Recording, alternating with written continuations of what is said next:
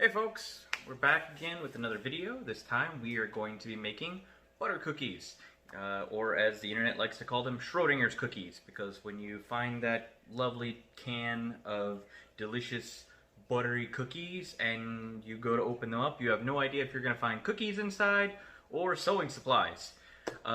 So we're just going to solve that problem, and I'm going to show you how to make your own. And I've made these once before. And yeah, I can say firsthand they taste just as good, if not better, than the ones that you get in those cans, and they're super easy to make. So yeah, let's get started. Alright folks, so step one, you're going to want to take your butter. You're going to need 1 cup of butter, which is 2 sticks of butter. And you're going to want to leave it out to soften. If you didn't leave it out, then you can put it in a bowl, stick it in the microwave for about 15-20 seconds. You just want to get it softened up to where it's malleable, where you can kind of squish it around a little bit, because we're going to be creaming the butter. So yeah, step one, you'll need 2 sticks of butter. There's 1.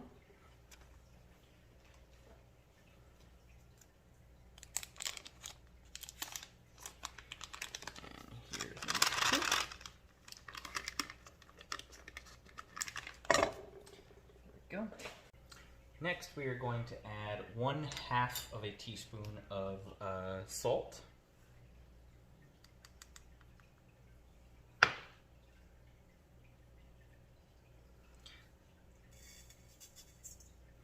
we go. Then we will need a 1/2 cup of sugar.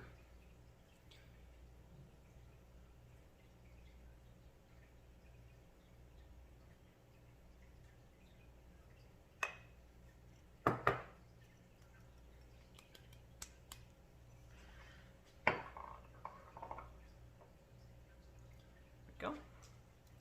1/2 cup of sugar. So now what we're doing is we are going to cream the butter in with everything else here. It's been sitting at room temperature to soften up a little bit, but it's still got to do a little bit of working. This is easier if you have a stand mixer with a paddle attachment, but I don't right now. So we're just going to do it this way, and also to show that you can make these even without that. You just got to get the butter working a little bit first.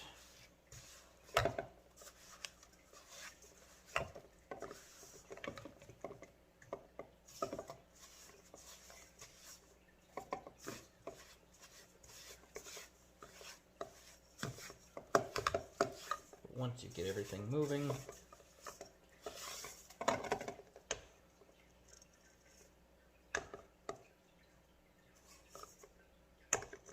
it gets a lot easier. We've just about got all of that sugar and salt combined with the butter. There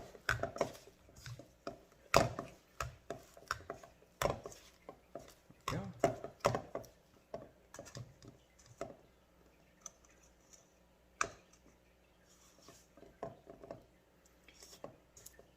It is important to note this is about the consistency that you do want.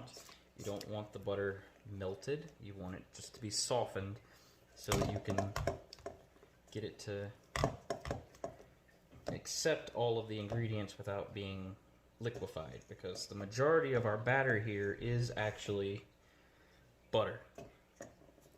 Alright. Alright, we're going to set this off to the side.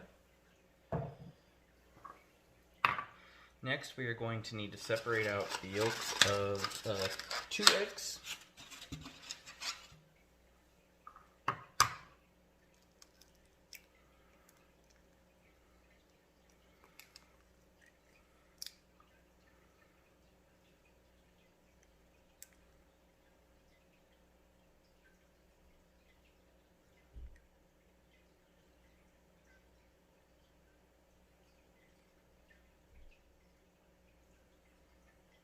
Go. I'm just gonna. There's 1.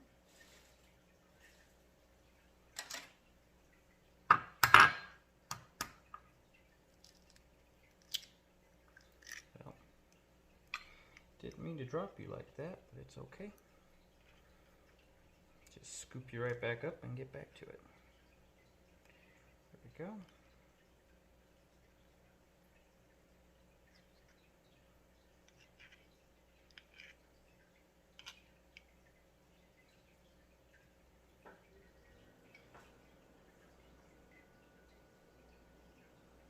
There we go. And egg yolk number 2.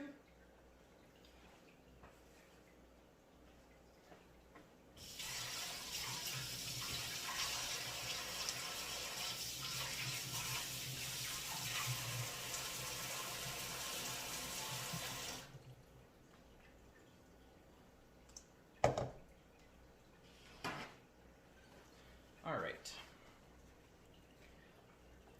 Got a container. I'm going to save these egg whites because we can end up using those for something else later. And then we'll get right back to this. We're going to blend in those egg yolks.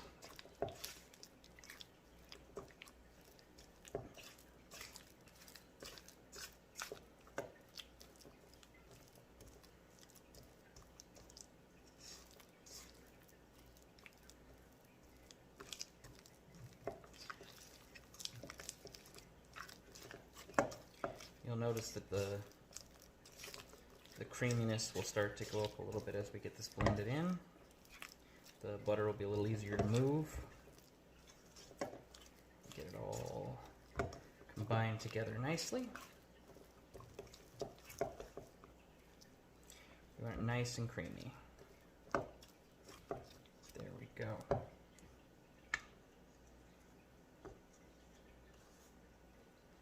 All right.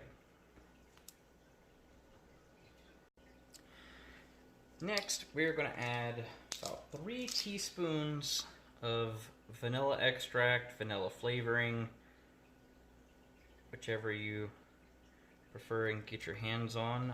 Ideally, real vanilla extract is going to give you the best flavor, but if you only have the imitation stuff, I would say maybe add a little bit more because you really want that vanilla flavor to be in there.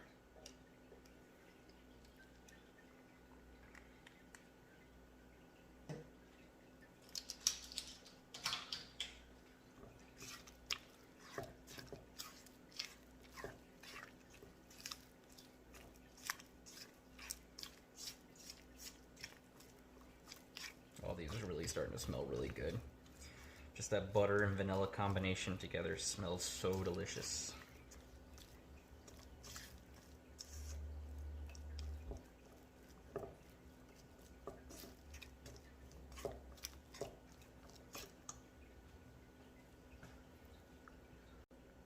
So next we're going to be adding our flour. We need about 2 cups for this recipe. A lot of people, when you go to measure your flour, you'll scoop it out and then just level it off. But when the flour is that packed, it's actually a lot more than what you end up needing. So what I'll do is I'm going to put in here, nope, making a mess now, up to the point. And then we're gonna tap it around a little bit and fluff it with a fork.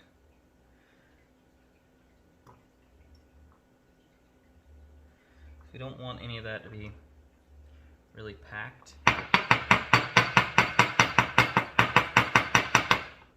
we go. Settled is good, packed is not. But that comes to about a cup right there. We're gonna add that in.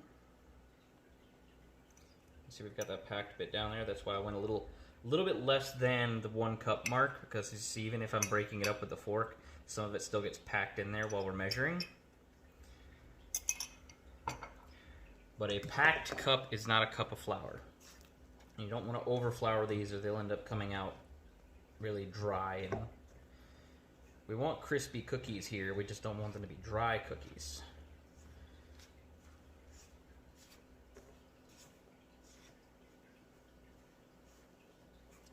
And you'll notice here as we're mixing it together that the dough starts to like crumble up a lot That's perfectly fine. It's perfectly normal. It means that we're going to have really flaky cookies when these come out. It is exactly what you want right there.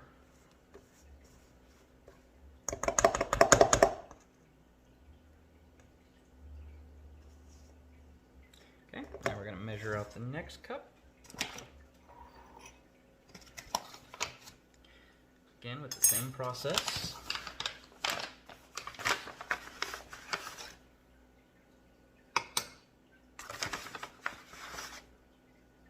Oh man, I am really making a mess.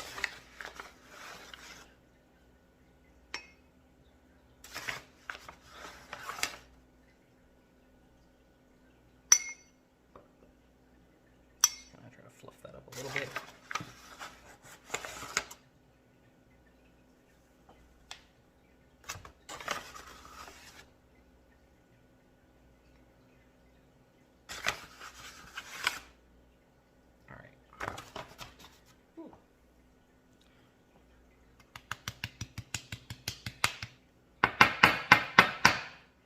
Alright, once again, I've tapped it down just below the 1 cup marker. And then we'll fluff it up again with the fork, because we want this flour to be good and dusty going in.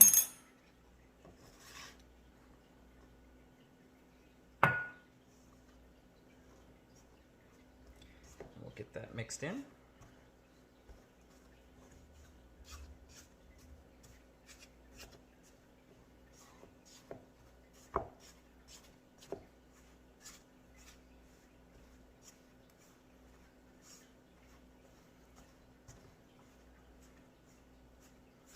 And again, this crumbly nature right here is a good thing. It's gonna make for really, really good,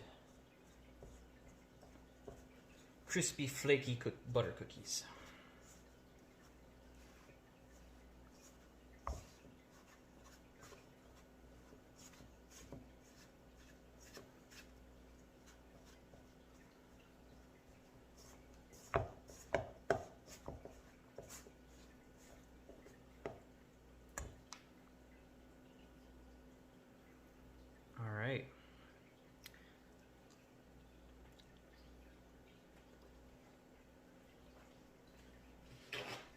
Now,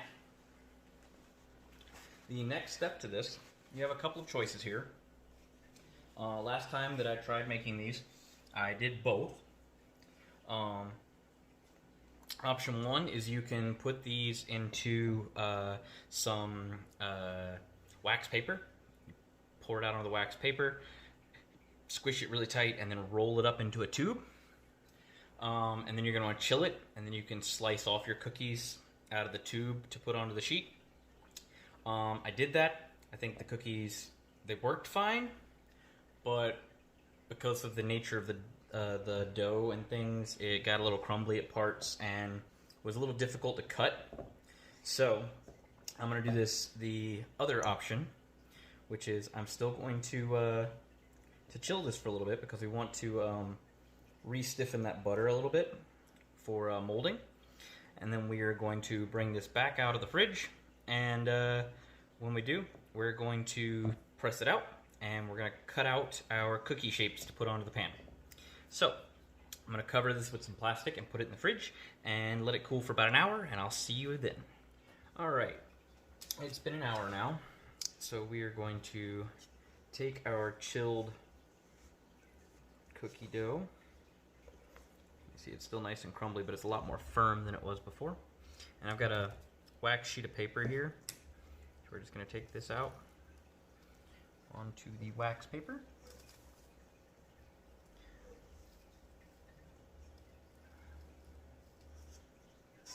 There we go. Alright. Now what I do is I use the wax paper to kind of help me squish everything together. But basically, what we're going to do now is squish this dough all together.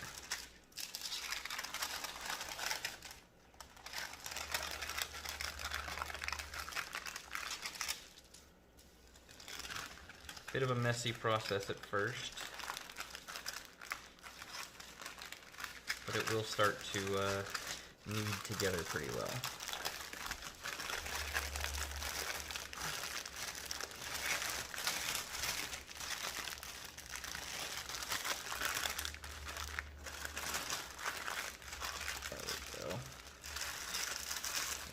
in there so nothing falls out.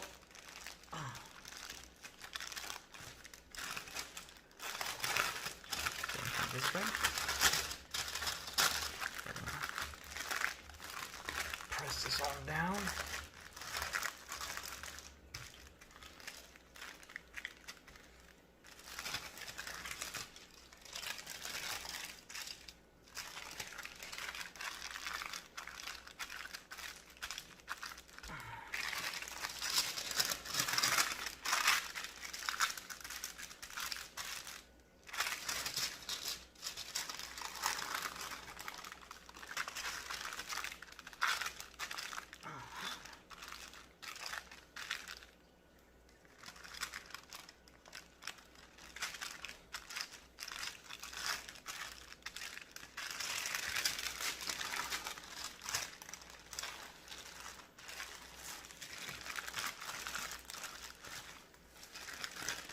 Again, don't mind the crumbling.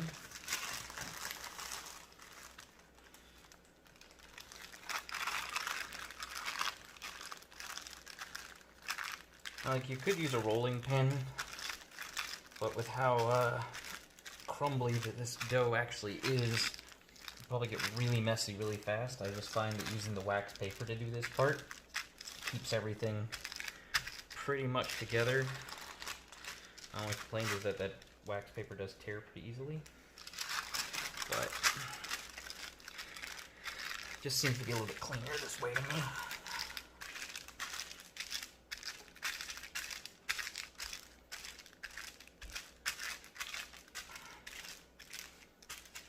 Alright.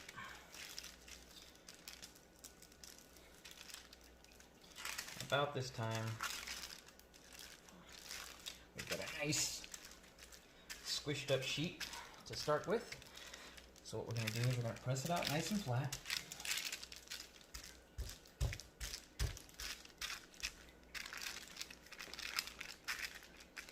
And once we've got it pretty well even, you want it to be, you don't want these to be too thick. They rise a little bit, they don't rise a whole lot, but in order to get a nice crispy butter cookie, you want these to be pretty thin. Like, between 1/8 and 1/4 of an inch thick really is what you're going for here. So, what I'm going to do is I'm going to press out this side here, right there, to about the thickness that I want. And of course my wax paper is tearing.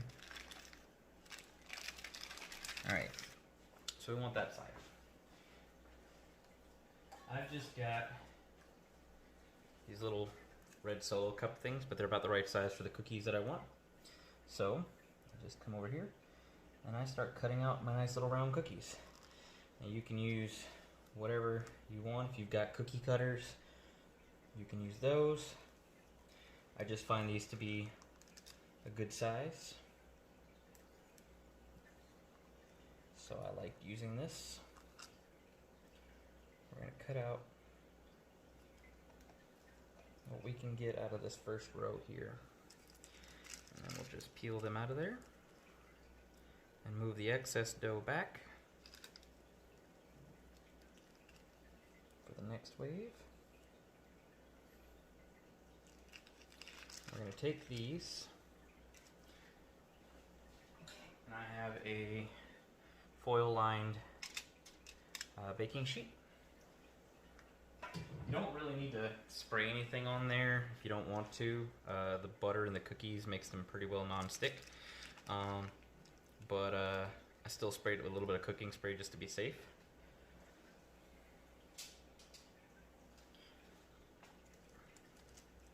Alright. We're just going to peel these on off. Oh, that one's looking like it's going to break a little bit. We're going to just add that back over there. I don't want. We can do better than that one. There we go.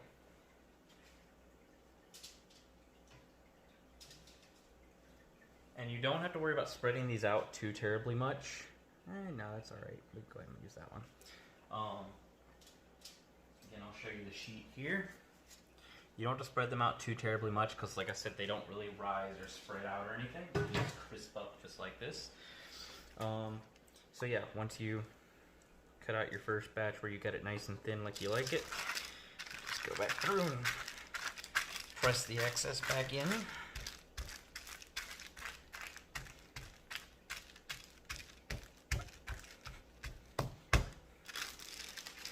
Peel it back and repeat the process.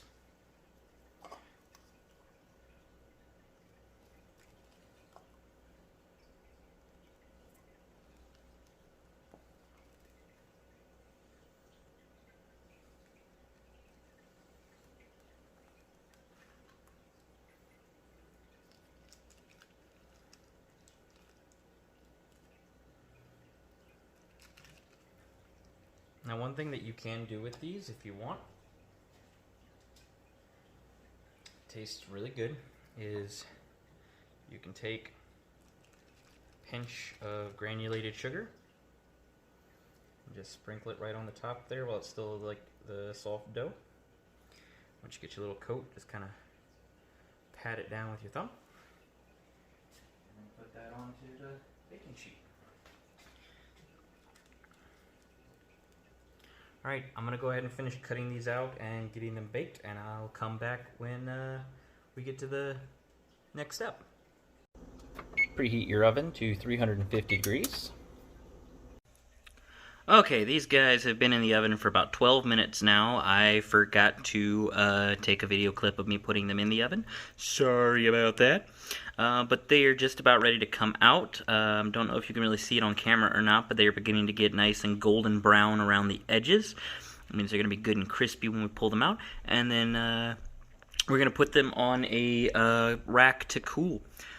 So yeah, next thing you're going to see is some hot cookies on a rack. Hot cookies! And there we have it. If you follow this recipe, depending on how thick you cut the cookies out, you should end up with somewhere between 35 and 40 cookies, roughly. So yeah, all that's left to do is dig in. So I'm trying to watch my weight, do a little bit more healthy, so I'm just going to have a glass of milk and one cookie. I'll figure it out. Alright guys, well I hope you enjoyed that video. Thanks for tuning in. If you haven't, hit that like and subscribe button down below. It really helps me out with the YouTube algorithms and everything like that. If you make this recipe, try these cookies out, let me know what you think in the comments below. I'll do my best to respond. Yeah, as always, don't be afraid to experiment in the kitchen. See you next time, guys.